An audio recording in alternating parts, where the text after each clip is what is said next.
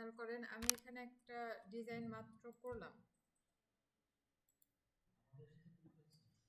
আপনাদের সাথে না, আমি জাস্ট এইটা করছি। আপনারা ক্যালেন্ডার করতেছিলেন, আমার ক্যালেন্ডার তো দুইটা কমপ্লিট, এই জন্য ওটা বাদ। এটা করলাম মাত্র, এটা করলাম জাস্ট পিএনজি ট্রেতে আমি আপলোড করব, আপনারা পুরোপুরি দেখবেন। এই এটার ফাইল সাইজ আমি তো শুধু লোগো করছি, এই কারণে এটার ফাইল সাইজ আমি থাম্বনেল সাইজ করে নিছি। যেমন 1200 লাগবে, আমার যেহেতু ল্যাপটপে বা ইলাস্ট্রেটরে সমস্যা করে যে রেজুলেশন বেশি দিলে বেড়ে যায় সাইজ, এই কারণে আমি দিছি 288। আপনাদের বেড়ে গেলে আপনাদের এই সমস্যা এভাবে সমাধান করতে পারেন, ঠিক আছে? 288 আর্টবোর্ড নেবেন। আর আপনাদের একটা সমস্যা হয় যে এই যে আমি এই কাজটা করছি, এটাকে আপনি মক আপ কীভাবে করবেন? এটা আমার এক্সপোর্ট করা শেষ, আর এক্সপোর্ট করা দেখাইতেছে না। এক্সপোর্ট করবেন হচ্ছে পিএনজিতে। আমি আবার বলি, এক্সপোর্ট এক্সপোর্ট অ্যাজ, এখানে পিএনজি থাকবে, ইউজ আর্টবোর্ড, এটাও ঠিক থাকবে। জেপিজি দেওয়ার দরকার নেই, আমরা পিএনজি ট্রিতে আপলোড করবো তো এই কারণে পিএনজি রাখবো। ব্যাকগ্রাউন্ড তো দিয়ে দেওয়া যায়, সমস্যা নাই। এরপর এক্সপোর্ট দিই, খেয়াল করেন এখানে ব্যাকগ্রাউন্ড ট্রান্সপারেন্ট দিতে পারেন অথবা ব্যাকগ্রাউন্ড কালার হোয়াইট অথবা ব্ল্যাক রেখে দিতে পারেন। আমরা তো ইসে ক্যালেন্ডারে কাজ করার সময় একটা ব্যাকগ্রাউন্ড অটোমেটিক নিয়েই তো নেই, সেক্ষেত্রে আমি ট্রান্সপারেন্ট দিলেও সমস্যা নেই, কারণ পিছনেটা এমনি দেখা যেতেছে না। আমি হোয়াইট দিলেও সমস্যা নেই, ব্ল্যাক দিলেও সমস্যা নেই, আপনার যেটা ইচ্ছা। আপনি যদি কোনো ব্যাকগ্রাউন্ড না নেন বা এই যে আর্টবোর্ড সাইজ করে কোনো শেপ না নেন, কালার না দেন, সেক্ষেত্রে আপনার ব্যাকগ্রাউন্ড ট্রান্সপারেন্ট বা ওই যে পেছনে ব্যাকগ্রাউন্ড থাকবে না, এরকম দেখা যাবে, এই আর কি। কিন্তু আমরা কাজের সময় দিয়ে নেই তো, তাতে সমস্যা নাই এজন্য। এরপরে ওকে দিয়ে দিবেন। এটা হাই রেজুলেশন সবসময় 300 রাখবেন, এটা কমানোর প্রয়োজন নাই, এটা কমালে পিকচার খারাপ আসবে। এরপরে ওকে দিবেন আপনি, ঠিক আছে? আমার একবার এক্সপোর্ট করা আছে তাই করলাম না। এরপর মকআপের বিষয়টা, যে আমি মকআপ করতে চাই, মকআপ পারি না, আমরা আগে যাই গুগল জেমিনিতে, বাংলা ফন্ট, মানে আপাতত আপনি ফটোশপে, এইটা আবার কি হচ্ছে এখানে?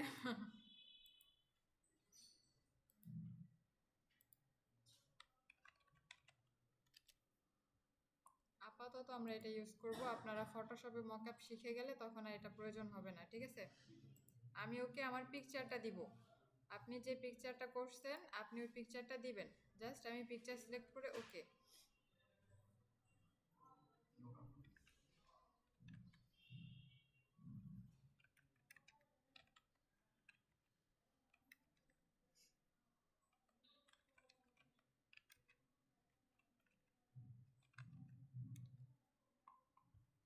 আপনার ক্যালেন্ডার আপনি দিবেন এবং ওকে বলে দিবেন যে ডেস্ক ক্যালেন্ডার যদি চান, যে আমি ডেস্ক ক্যালেন্ডার মকআপ চাই, ওটাও বলবেন। আবার যদি চান যে আমি ওয়াল ক্যালেন্ডার মকআপ চাই, ওভাবে বলে দিবেন, ও সেইভাবেই দিবে। আরেকটা বিষয় সাইজের বিষয়টা, সাইজ ও এখানে 1200 সাইজ দিতে পারে না। আমি যদি লিখেও দেই, আমি এটা কয়েকবার ট্রাই করছি, দেন লিখেও দিই, তাতেও হয় না। আমি এটা পোস্টার বলি, তাতেও 1200 সাইজ দিতে পারে না, ঠিক আছে? তো আপনাদের কাজ করতে হবে যে যদি এখান থেকে এভাবে মকআপ করেন, করার পর এখান থেকে নিয়ে পিক রিসাইজ করা, ফিরোজ স্যার শিখাইছিল মেবি, পিক রিসাইজ থেকে 1200 পিক্সেল করে নেবেন। অথবা আমরা ওই ইলাস্ট্রেটরে ওই একই পিকচার নিয়ে যাব, পিকচারটা আসুক এখানে, পিকচারই তো দিতেছে না।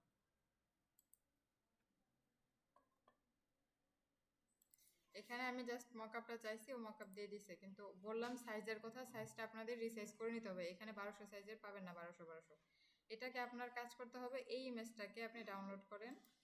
ডাউনলোড করার পর আপনি যদি পিক রিসাইজ থেকে করতে পারেন তো ভালো, ওকে ফাইন। যদি না পারেন সেক্ষেত্রে এআইতে যাবেন, নতুন আরেকটা ফাইল নেবেন, নতুন আরেকটা ফাইল নিয়ে ওইটার সাইজ দেবেন। আমরা জানি থাম্বনেলের সাইজ কত, 1200, বাট 1200 দিলে আমাদের রেজুলেশন ঠিক রাখতে হইলে 1200 দিলে বেড়ে যাবে ইমেজ সাইজ, এজন্য আমি দিব 288 পিক্সেল, ঠিক আছে?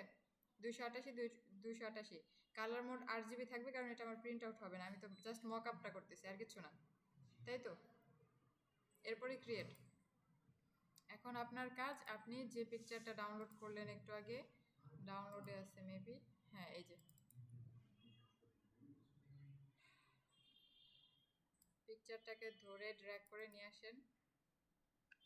ড্র্যাগ করে আনার আর একটা কারণ আছে, আপনি যদি প্লেস করে আনেন না, ওটা একটু পিক্সেলেটেড বেশি হয়ে যায়, পিক্সেলেটেড বেশি হয়। আর ড্র্যাগ করে আনলে এমনিতেই জুম আকারে আসে এখানে, সেক্ষেত্রে ফাটে কম।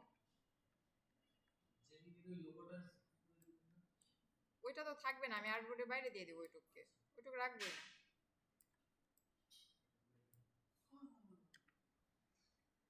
খেয়াল করছেন? আর্টবোর্ড সাপোজ আমি এইটুকু নিতে চাই, এমবেড করে দিই, এটা লাগবে না, এমবেড করে দিই, এরকম থাকবে। দেন ফাইল থেকে এক্সপোর্ট, এক্সপোর্ট করে দিবেন। এখন আর কোনো কাজ না, এখন শুধু এক্সপোর্ট করবেন, শুধু আর্টবোর্ড সহ। আবার করি আমি এক্সপোর্ট, এক্সপোর্ট অ্যাজ, আমার কি রেকর্ডিং চলতেছে না চলতেছে না? চলতেছে। আচ্ছা, এক্সপোর্ট অ্যাজ আমি আপাতত ডেস্কটপে এক্সপোর্ট করি। এখানে আপনি নাম, আপনার যে এআই ফাইলের নাম দিচ্ছেন সেম নাম দিবেন, আমি আপাতত কিছুই দিতেছি না, ঠিক আছে? এরপর ইউজ আর্টবোর্ড, এটা পিএনজি রাখবেন এবং ইউজ আর্টবোর্ড এটা রাখবেন। দেন এক্সপোর্ট, এখান থেকে ট্রান্সপারেন্ট, ব্ল্যাক, হোয়াইট আপনি যেটা ইচ্ছা দিতে পারেন, কোনো সমস্যা নাই। আর রেজলিউশন 300 অলওয়েজ।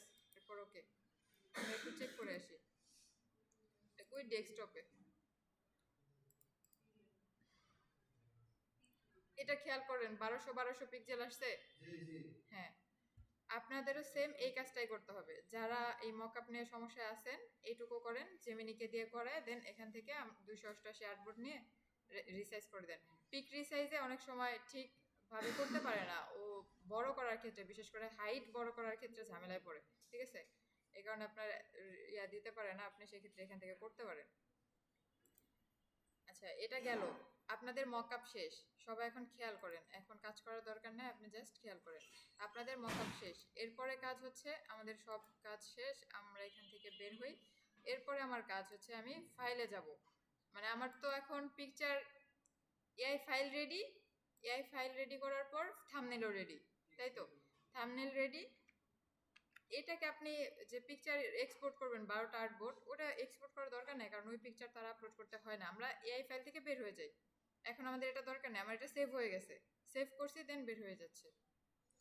এরপরে কাজ হচ্ছে, আমাদের কাজ ফাইলে যাওয়া।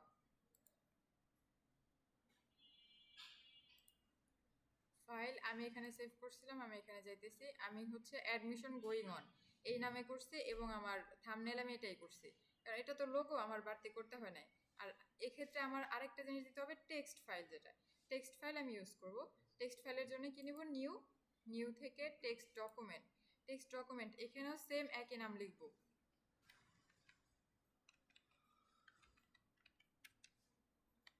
Admission going on, admission going on, আর কিছু না, জাস্ট এন্টার। এখন এটা আমি ওপেন করি, এখানে আমার ফন্ট নেম আর হচ্ছে font name, font name free for,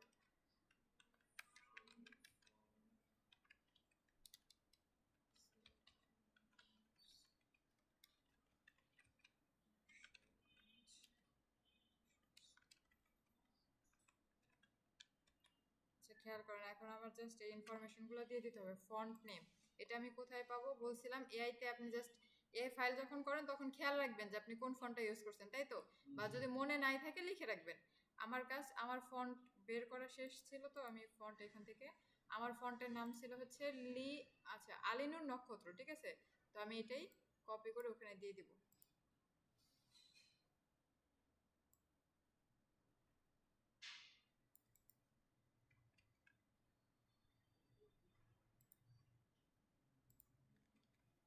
Alinur নক্ষত্র, এবং যে ফন্ট সোর্স, সোর্স মানে আমি কোনটা দিয়ে ডাউনলোড করব, তাই তো?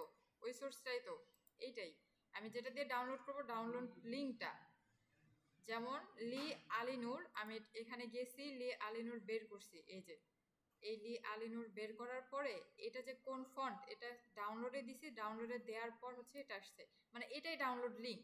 আমি এই লিঙ্কটা যেখানে সার্চ করব সেখানে এই ফন্টটা পাবো, আমি আমার ক্লায়েন্টকে বা যে আমারটা ডাউনলোড করবে সে যাতে ফন্টটা পায় সহজে, এজন্য এটা করা, ঠিক আছে? কন্ট্রোল সি দিয়ে কপি, দেন আমাদের সেই নোটপ্যাড আগের জায়গায়, সোর্সের জায়গায় কন্ট্রোল ভি দিয়ে পেস্ট। এখানে আমার আর কোনো ফন্ট ইউজ হয় নাই, ঠিক আছে? আমার আর কোনো ফন্ট ইউজ হয় নাই, আপনাদের যদি হয় সেক্ষেত্রে আরও বেশি লিখবেন নিচে, ঠিক আছে? এরপরেরগুলো এরপরে লিখবেন, বাট এই দুটো তো same, font name, source for free for commercial use, আর সোর্স, এইগুলো জাস্ট মনে রাখবেন, আর ফরম্যাট তো আপনার নিজের কাছে। ওকে, এইটা লেখা হয়ে যাওয়ার পর কন্ট্রোল এস দিয়ে সেভ দিব, ঠিক আছে? লেখা শেষ, কন্ট্রোল এস, এরপর বের হয়ে যাব। এখন এখন আমি আবার ফাইলে যাই, এখানে খেয়াল করি আমার admission going on text, admission going on thumbnail, admission going on AI file, ঠিক আছে? এগুলোকে আমি সিলেক্ট করে নিই। সিলেক্ট করার পর এটা কি জিপ ফাইল করব, ম্যানেজ ফাইল থেকে কম্প্রেস টু থেকে জিপ ফাইল। জিপ ফাইলের নামও সেম থাকবে, অ্যাডমিশন গোয়িং অন, আর কোনো কিছু না, জাস্ট শেষে একটা টেক্সট একটা জিপ এরকম হবে। ওকে, আমার এখানে কাজ শেষ, ফাইলের কাজ শেষ। এখান থেকে আমি বের হই, আমার অ্যাকাউন্টে চলে যাই, একটু ভিডিওটা অন করে দিই। পিএনজি ট্রি কন্ট্রিবিউটর, এরপর জয়েন আস। জয়েন আস থেকে এখানে আমাদের ড্যাশবোর্ড দেখতে পাবো, কোনো আর্নিং বা আপডেট আছে কিনা। এখানে আমি যাব, আপনি যাবেন টেমপ্লেট আপলোডে, কারণ আপনি টেমপ্লেট আপলোড করতেছেন। আমি করতেছি লোগো টাইপ, তো আমি যেটা করলাম মানে একটা লোগো টাইপ, টাইপোগ্রাফি মতো, ওটা পিএনজি, ওটা আমার করতে হবে পিএনজি, কিন্তু আপনি যাবেন টেমপ্লেট, কারণ আপনি ক্যালেন্ডার করতেছেন, ঠিক আছে? আমি বলে দিতেছি যে কারণে যে আমি পিএনজি দিছি, আপনি ওইটা দিয়েন, আপনি দিবেন টেমপ্লেট আপলোড। এখানে যাওয়ার পর ও শুধু জিপ ফাইলগুলোই শো করবে, অন্য কিছু শো করবে না। আমার এটা কোনটা দিতে চাইছিলাম, অ্যাডমিশন গোয়িং অন, এটা সিলেক্ট করব, then open. Add work information, add work ইনফরমেশনে আমার যে কাজগুলো আমি দিছি এই কাজের ইনফরমেশন দিতে হবে। আগে আমরা স্টার্ট আপলোড দিয়ে দিই। থাম্বনেল সাইজ ইজ রং, আমার থাম্বনেল সাইজ কত ছিল?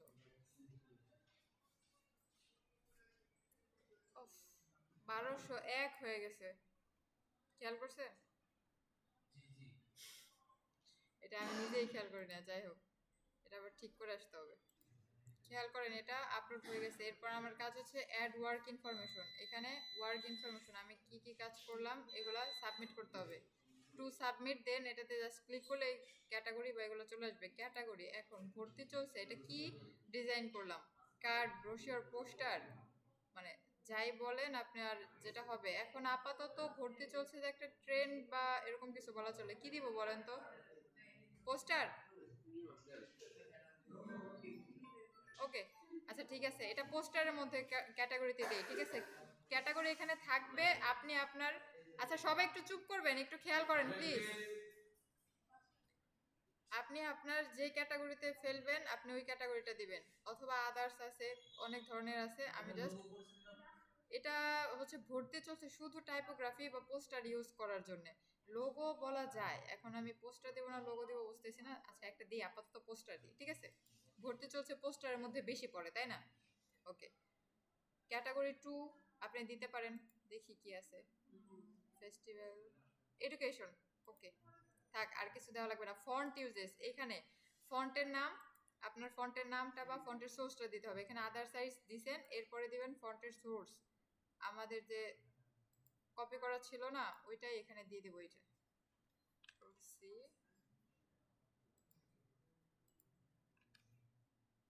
টাইটেল, টাইটেলটা হচ্ছে আমি যে টাইটেল দেখাইতে চাই পাবলিককে, ঠিক আছে? অ্যাডমিশন গোয়িং অন,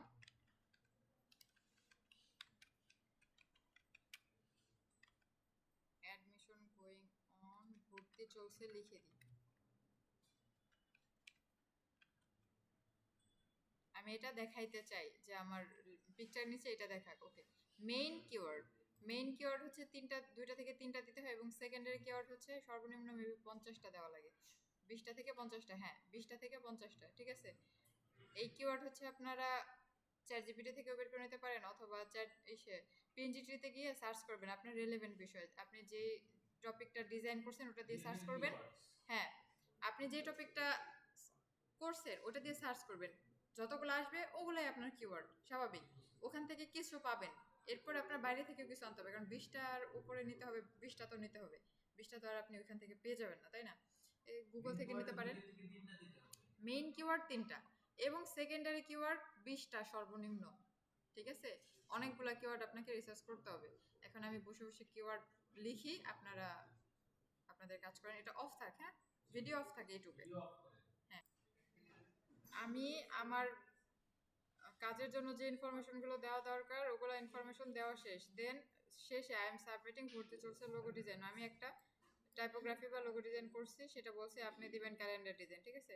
এরপর সাবমিট। সাবমিট দেওয়ার পর এটা আপনি দেখতে পারবেন কোন অবস্থায় আছে, যেমন এখানে পেন্ডিং অবস্থায় ভর্তি চলছে, এটা আমি মাত্র দিলাম, এর জন্য পেন্ডিং অবস্থায় আছে। আপনি যদি কোনোটা রিজেক্ট হয়, যেমন আমার এটা আমি কালকে দেখাইছিলাম যে আমি ওই থাম্বনেলটা ভুল করছিলাম, থাম্বনেলে পিকচার দিছিলাম এবং নিজের ক্যালেন্ডারে পিকচার ছিল না, ঠিক আছে, এই জন্য এটা রিজেক্ট করে দিছিল। রিজেক্ট হলে এটা এখান থেকে দেখতে পারবেন। পাস্ট যদি হয় যে আপনি একটা কাজ করছেন সেটা পাস্ট হয়েছে কিনা, পাবলিশ তো পরে, আগে পাস্ট হবে, ওরা রিভিউ করবে, এরপর পাস্ট হবে যে এই কাজটা আমি পরে আবার সাবমিট করছি পিকচার ছাড়া, তারপর ওরা পাস্ট করছে, কিন্তু কালকে করছি তো এটা আবার পাবলিশ হতে টাইম নেবে। আর পাবলিশ কোনটা কোনটা হয়েছে এটাও পাবলিশে দেখতে পারবেন, কোনটা পাবলিশড হয়েছে কিনা, ঠিক আছে। আর রিমুভের ক্ষেত্রে তো রিমুভ। এখন আপনাদের কাজ, নিজেদের কাজটা সরাসরি এখানে জমা দিবেন, দেওয়ার পর কোন অবস্থায় আছে এটা তো জানবেনই। আর ওই হোম পেজের যে স্ক্রিনশটটা, নিজের আইডির নাম সহ এবং আর্নিং $5 এটা সহ আমাকে স্ক্রিনশট দিবেন, ঠিক আছে। এটুকু হচ্ছে আপনাদের কাজ। হ্যাঁ হ্যাঁ হ্যাঁ, ফন্ট দিতে হবে তো, ওই আমি যেভাবে টেক্সট ফাইল করলাম ওভাবে করতে হবে। আর কারো কোনো প্রশ্ন আছে? থাম্বনেলটা তো আমি নিজেই দেখাই দিলাম। থাম্বনেল আমি, হ্যাঁ লাগবে, আপনি আকর্ষণীয় দেখাইতে চান না, এই খেয়াল করেন আমার এখানে একটা আছে, যেমন এই যে আমি এটার থাম্বনেল যেটা যদি ইউজ না করতাম, এই যে পাস্টের এখানে তো একটা আছে তাই না, এই থাম্বনেলটা যে ইউজ না করতাম তাহলে কেমন দেখাইতো? আমি শুধু ক্যালেন্ডারের ডিজাইনটা দিব নাকি এভাবে মকআপ সহ দিব? হ্যাঁ, যাতে দেখতে সুন্দর লাগে, এটাই থাম্বনেল, এটাই শো করবে, এটা হচ্ছে ক্লায়েন্ট দেখতে পাবে, যে দেখবে সে এটাই দেখতে পাবে। আমি শুধু একটা পিকচারই তো দিচ্ছি, একটা পিকচার, শুধু থাম্বনেলের পিকচারটা। আর্ট ওয়ার্ক যে কাজগুলো করছি, মানে আমাদের এআই ফাইলে যে কাজ করছে ওগুলো তো আর এক্সপোর্ট করে কিছু জমা দেই নাই, শুধু এই ফাইলটা দিয়ে দিছি। আর থাম্বনেলটা করছি যাতে আকর্ষণীয় লাগে দেখতে, ক্লায়েন্ট বুঝতে পারে এটা প্রিন্ট আউট করলে বা এটা এইভাবে রাখলে কেমন লাগবে, এজন্য আমরা থাম্বনেলটা করছি। থাম্বনেল আপাতত আমরা জেমিনি দিয়ে করছি, বাট আমরা পরে নিজেরা যখন ফটোশপের কাজে প্রো হয়ে যাব তখন নিজেরা পারবো করতে, ঠিক আছে। আর কারো কোনো প্রশ্ন? আর কেউ কিছু বলবেন? আমি ভিডিও অফ করে দেবো না। জিপ করে দিছি। আচ্ছা, জিপ করে দিলে আমরা পিকচার একটাই দিছি, যেটা পিকচার দিব ওটাই ও থাম্বনেল হিসেবে নিবে। ওর কাজ হচ্ছে যে কেন আলাদা পিকচার কেন দেবো, এখানে খেয়াল করে, এই যে জিপ করছি, জিপের মধ্যে কি কি আছে, জিপের মধ্যে আমি 3টা জিনিস একসাথে জিপ ফাইল করছি না, এইটা, হ্যাঁ, কেন দেখতে পাবো না? আমি তো ওকে দিছি এটা দেখার জন্য, একসাথে দিছি যে আমার এই ইনফরমেশনগুলো, হ্যাঁ, ওদের এখানে চেক করার জন্যই লোক বসানো থাকে, ঠিক আছে, এগুলা রিভিউ করানোর জন্য বড় বড় ডিজাইনাররা ওখানে বসে থাকে। যদি আপনার ডিজাইন ভালো না হয় তাহলে ওরা পোস্ট অ্যাপ্রুভ করবে না, বা কোনো সমস্যা থাকে ফন্ট এগুলো দিলেন না তাহলে ওরা এটা অ্যাপ্রুভ করবে না, রিজেক্ট করে দেবে। আমার একটা দেখছেন, জাস্ট আমার থাম্বনেলে আমি একটা পিকচার অ্যাড করছিলাম, এই কারণে ওরা নেয় নাই যে আপনার এআই ফাইলের সাথে থাম্বনেলের পিকচারে মিল নাই, এবং বলে দেয় কি সমস্যা হয় সেটা বলে দেয়।